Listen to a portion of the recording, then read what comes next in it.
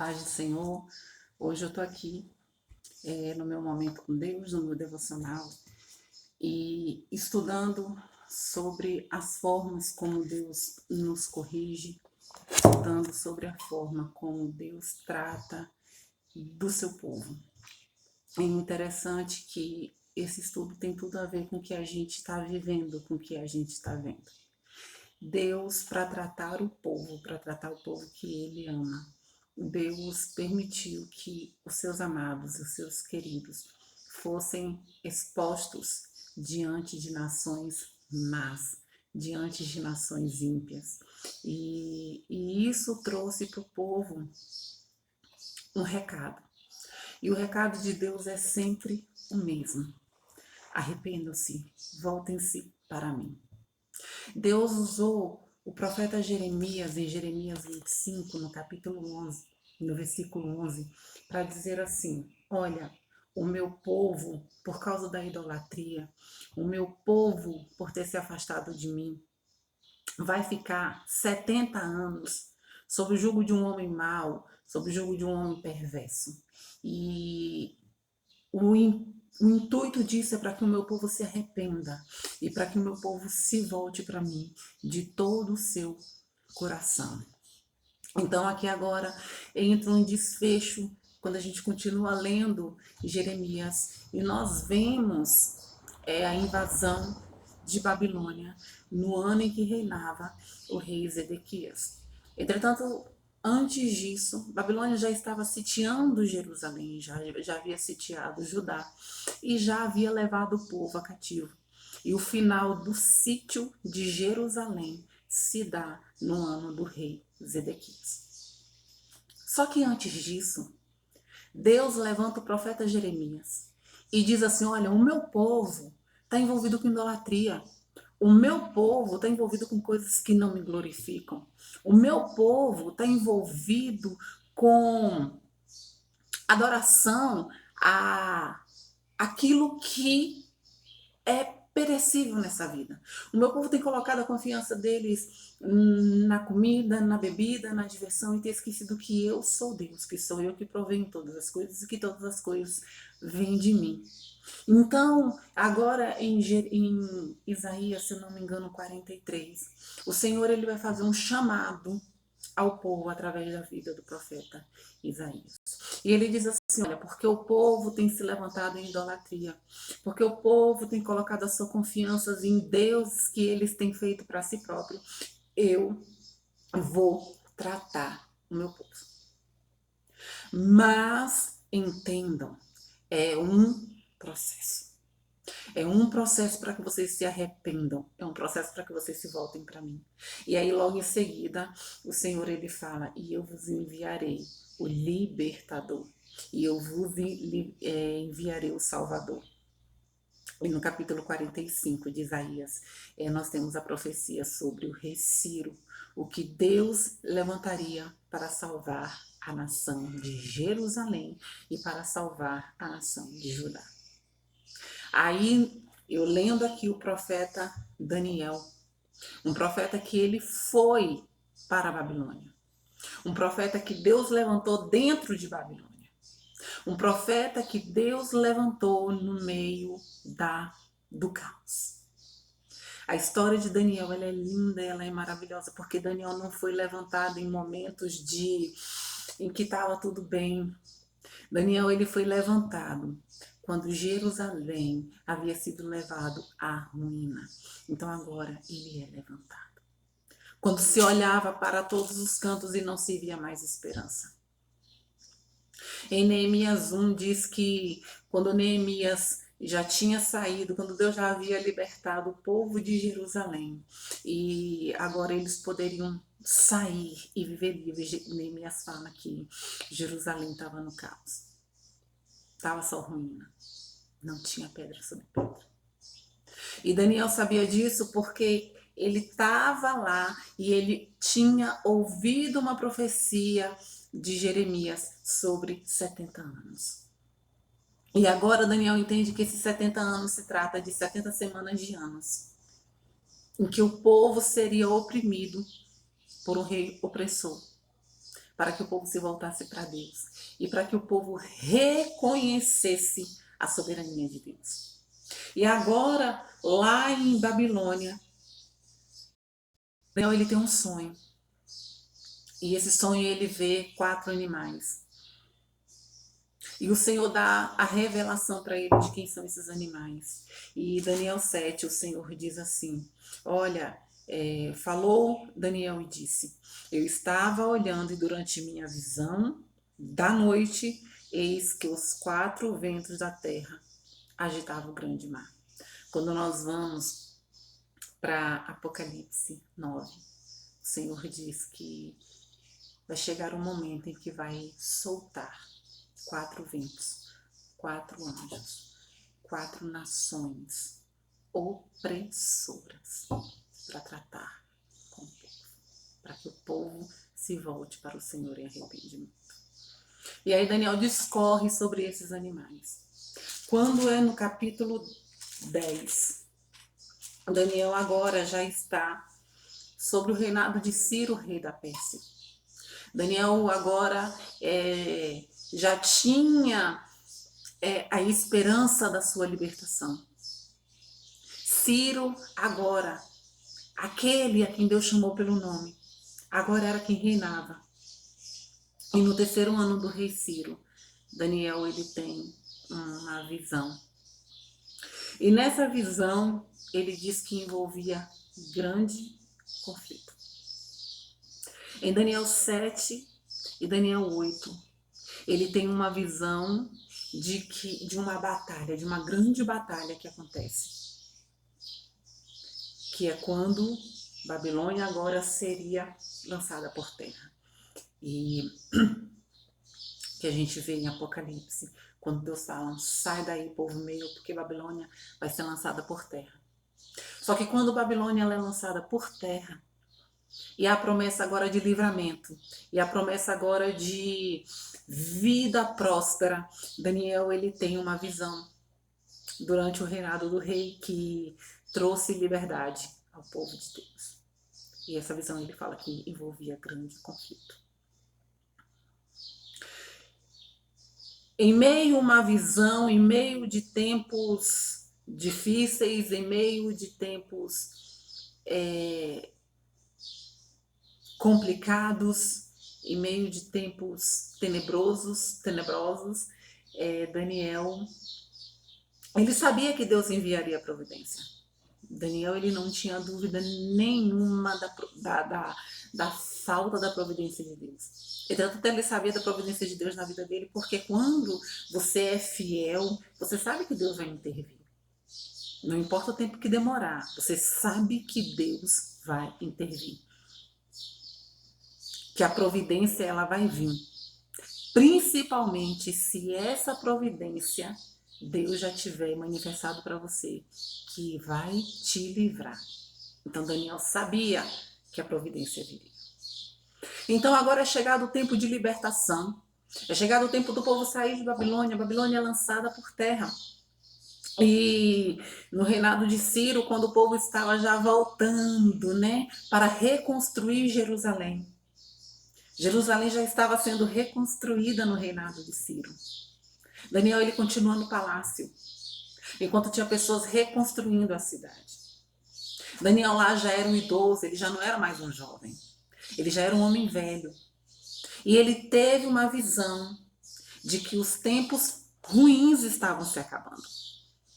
De que a providência final de Deus estava chegando. Mas sabe o que é que eu acho interessante? Que por mais que seja uma visão de a princípio, Deus fala assim: Daniel, não temas, homem muito amado. Porque Daniel, ele cai sobre os joelhos dele, ele perde as forças. E o anjo do Senhor fala: não temas. Porque desde o dia que aplicastes ao teu coração em buscar a minha presença, em buscar a minha face, eu tenho te ouvido. Então agora Daniel sabia que por mais que a caminhada agora talvez fosse um pouco mais leve, chegaria o dia dessa caminhada a ser mais difícil, dessa caminhada a ser mais árdua. E Daniel, ele vê que não tinha acabado, que viria agora uma grande luta. Sabe, amados? Depois do Egito, vem o Mar Vermelho. Então, quando a gente pensa que a gente vai ficar bem, que a gente não vai ter luta nenhuma, que tá tudo em paz, sempre vai vir uma luta, sabe por quê? Porque a gente está numa caminhada, num processo.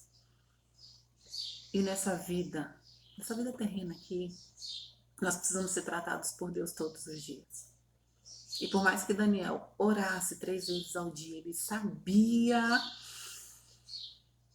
que ele ainda precisava ser tratado por Deus, mas ele tinha confiança na vitória. Então, Daniel não estava mais sob o jugo de Babilônia, mas ele também ainda não estava livre de jugo de ninguém. As pessoas têm colocado a confiança delas no jugo de um... Vamos olhar para o que está acontecendo na nossa nação, né? Nós temos a nossa nação brasileira se levantando a favor de um homem que promete trazer para nós liberdade. E nós estamos gritando por essa liberdade. Mas a gente tem que entender que a nossa liberdade, que a nossa confiança, ela tem que estar em Deus. Porque o homem é falho e o homem se corrompe. E ainda que este homem por qual a nação brasileira esteja gritando e clamando para que ele volte ao poder, para que ele permaneça no poder, ele pode se corromper. Ele pode não fazer o governo do qual nós esperamos que ele faça. E Daniel, entendendo isso, que por mais que Ciro fosse um homem escolhido de Deus, Daniel entendia das fraquezas. E que a nação precisa ser tratada. Seja com Ciro ou seja com Nabucodonosor, a nação precisa ser tratada. Então o Senhor diz aqui a Daniel, olha Daniel, haverá um tempo de grande angústia. Não pense em você, que se permanecer presidente A ou presidente B, Deus deixará de tratar com você. Não pense em você, que se ficar tudo tranquilo, não pense em você, que o tratamento não é. Não pense em você que a perseguição não vai vir. Porque nós estamos nessa vida para batalhar. Nós estamos nessa vida para pelejar. E a maior prova disso é Daniel 12, que ele fala, olha, no tempo da grande angústia, do tempo de grande angústia, o anjo Miguel se levantará para interceder por aqueles que se permaneceram puros, santos, fiéis e verdadeiros. Enquanto Daniel vai pelejar contra Satanás, você tem que pelejar contra o sistema, seja ele qual for.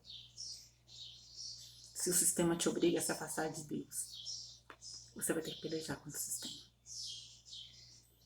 Mas o Senhor diz assim, nesses dias, muitos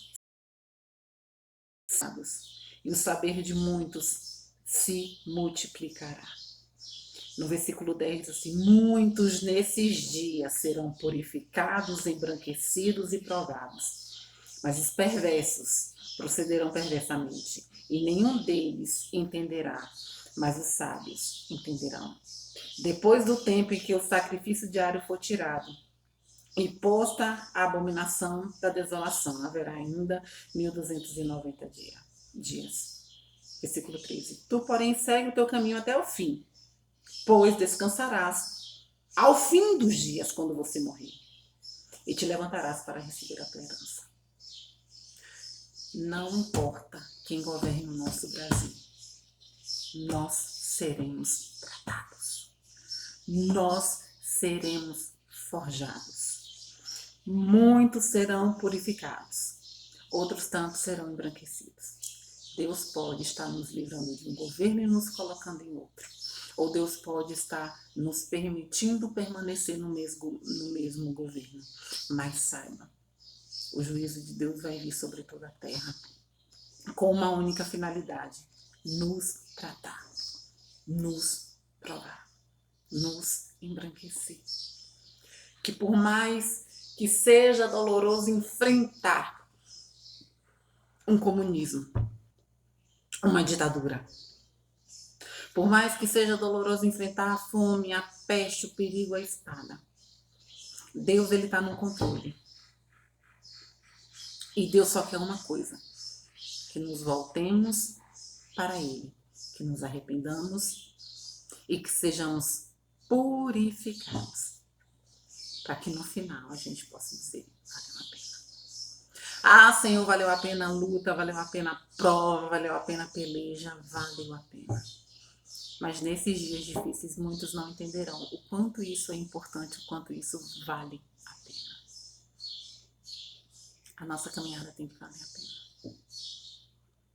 De nada vai adiantar se na caminhada você se corromper com o sistema. De nada vai adiantar se você se acomodar no comodismo. Paulo disse para Timóteo,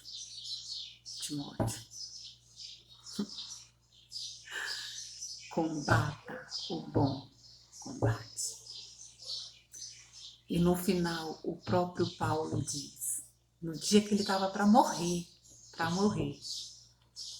ele disse: eu combati o bom combate, completei a carreira, guardei a fé. Agora a coroa da justiça já me é reservada, para mim e para aqueles que amam ao Senhor. Você ama a Deus? Ou você está colocando a sua confiança num sistema, num rei, num governante? A palavra do Senhor Deus diz que Deus é quem levanta e Deus é quem abate reis. Em quem que está a sua confiança? É no Senhor? A confiança de Daniel, desde Babilônia até o tempo Medo-Persa. Eu não, acho que Daniel não viveu a Grécia, o período infernal da Grécia. Deus livrou Daniel do período opressor da Grécia, mas não livrou Daniel do período opressor de Babilônia. Qual foi o período pior? Babilônia ou Grécia? Grécia foi um período de depravação. Babilônia foi um período de destruição. Deus livrou Daniel de ver o mundo depravado e apóstata, mais do que antes, mais do que tudo que já tinha acontecido. E Deus deixou Daniel ir para Babilônia para terminar de forjar o caráter de Daniel. Nós estamos aqui para sermos forjados em nosso caráter. Em Daniel 7, Daniel tem a visão no primeiro ano do filho de Nabucodonosor. Ele tem a visão de 4 ventos, 4 animais. Apocalipse também temos essa visão. 4 anjos, que são 4 ventos. Que estejamos preparados para o que está por vir. Daniel estava vivendo o primeiro vento, que era a Babilônia, vivendo o primeiro animal. Nós talvez estejamos enfrentando talvez o nosso primeiro animal. Se você perguntar qual foi a um judeu, qual foi a época mais terrível que eles se lembram, eles vão dizer o cativeiro babilônico. E depois eles vão dizer o Holocausto. Agora talvez chegou o momento da nossa geração passar pelo momento mais difícil e mais terrível das nossas vidas. Mas das nossas vidas aqui, não da nossa vida celestial. Daniel, por mais que o coração dele ficasse, temesse, ele achasse que não fosse suportar ou alguma coisa desse tipo, o Senhor falou assim: não temas, porque desde que aplicaste o teu coração em buscar a presença de Deus, eu te ouvi. Não temamos os ventos que estão por vir. Deus irá liberar os 4 anjos, os 4 ventos que estão no rio Eufrates. Mas saibamos, é o processo para sermos purificados pelo Senhor. É o processo para termos a nossa vida guardada no Senhor.